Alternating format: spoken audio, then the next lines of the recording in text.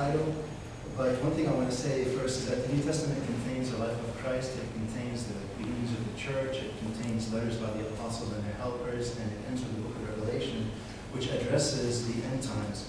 And people either accept it entirely, partially, or not at all. But people who are concerned about their stand will refer to the text to justify their stand.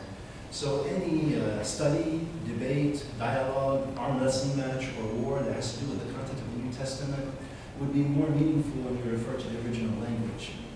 And so this is where interlinears come in. Interlinears, according to Webster, are a book in a foreign language with interlinear translation. Dr. Wrisley gives us a more practical definition that I wanted to quote: a way of aligning translations of important canonical texts. When I say interlinears, I'm talking about categories that contain two types. There's the interlinear, the default term, where you have the words of the original language preserved and the translation is aligned.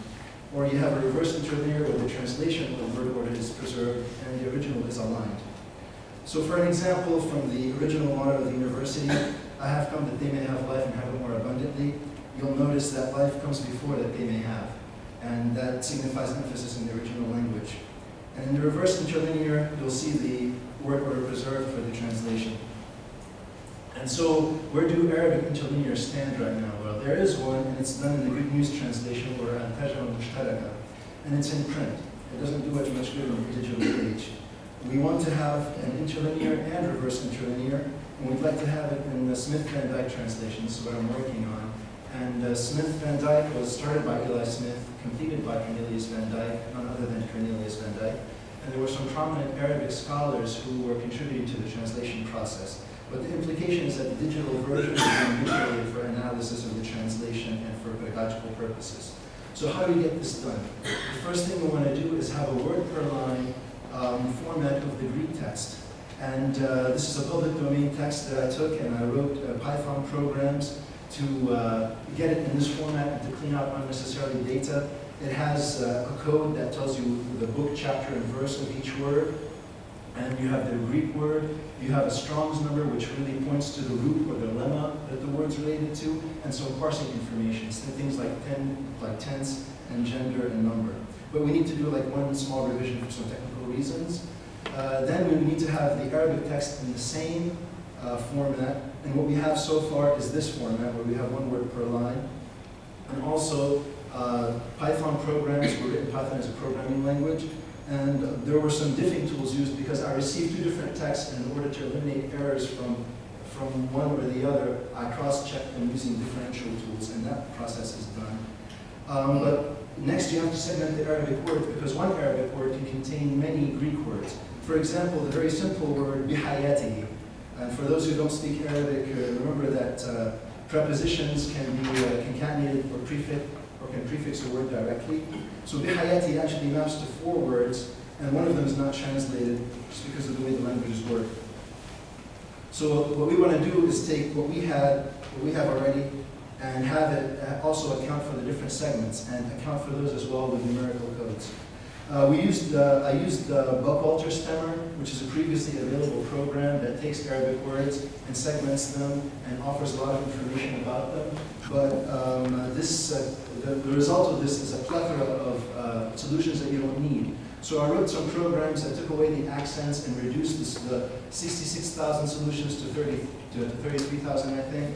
And I'm sifting through them now because you have some things to worry about. For example, yomi. So those of you who read Arabic will know what's happening already.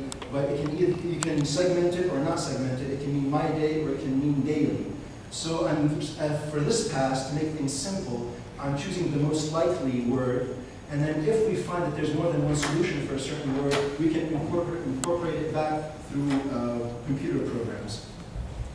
And the next stage in planning is aligning the two. There are a couple of options we have for that. Dr. Hassan Khalaf, who is a doctorate in theology and is a professor at the American Baptist Theological Seminary, the Arab Baptist Theological Seminary. During the war, he actually took every Greek word in the New Testament almost, and he found its translation in the Arabic, and he wrote down the reference, and he wrote down a concordance entry for it. That means the word with some context around it. And so I'm working with him to make a second edition of that, and to use that data for the alignment. But he did not account for all the words. Some words occurred too frequently for him to account for. He didn't account for pronouns, for definite articles, and for prepositions as well. And those little words can make a lot of trouble.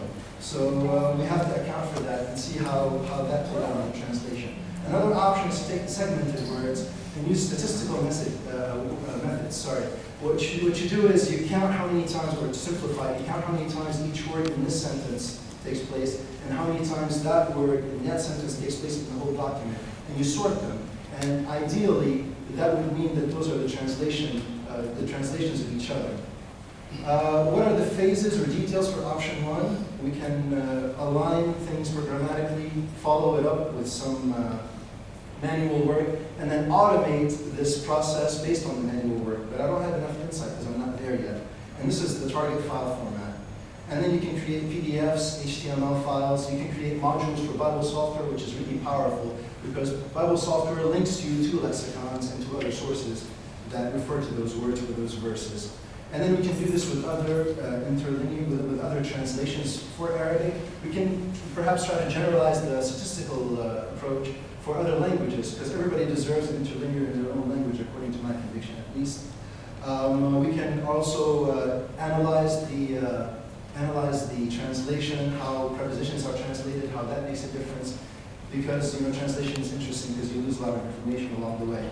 And we can do this analysis with programs and Linux tools, text processing tools that are available. And we can conduct research on how tense, dual, prepositions, and conjunctions were translated. And then we can also use this product for pedagogical purposes